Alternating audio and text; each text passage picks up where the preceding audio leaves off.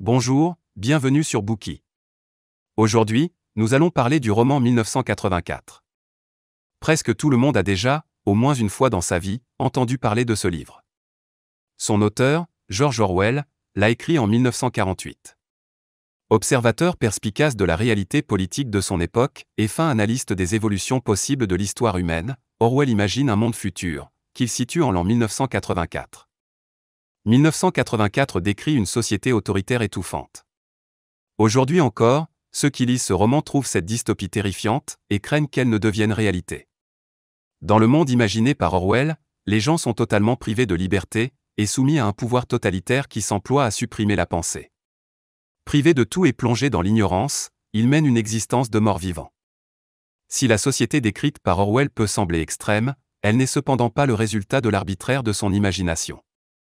Orwell écrit comme si les événements qui ont lieu dans le livre se produisaient réellement dans notre monde. En d'autres termes, le monde futur qu'il imagine est tout à fait possible. D'ailleurs, au cours de la seconde moitié du XXe siècle, plusieurs des idées de 1984 se révéleront prophétiques.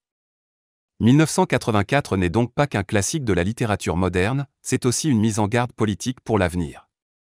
Le monde qu'il dépeint est constamment susceptible de devenir réalité. Orwell nous enjoint à nous prémunir contre l'autoritarisme et nous invite à le combattre dès qu'il commence à apparaître. Pendant la guerre froide, le livre a donné lieu à des interprétations divergentes.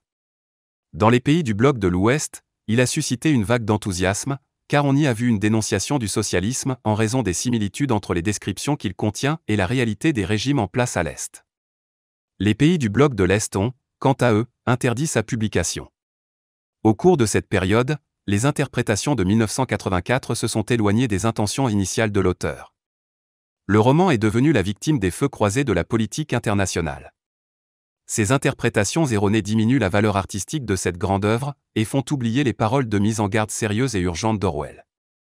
Il est donc temps aujourd'hui d'examiner ce que Orwell a vraiment voulu dire à travers son roman. Notre présentation de 1984 va se faire en 3 parties. La première partie résume l'intrigue principale du roman et présente le monde futur autoritaire imaginé par Orwell.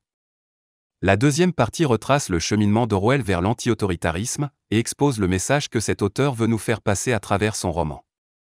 La troisième partie propose une analyse des principaux événements du livre et explique pourquoi cet ouvrage est considéré comme un véritable chef-d'œuvre de la littérature.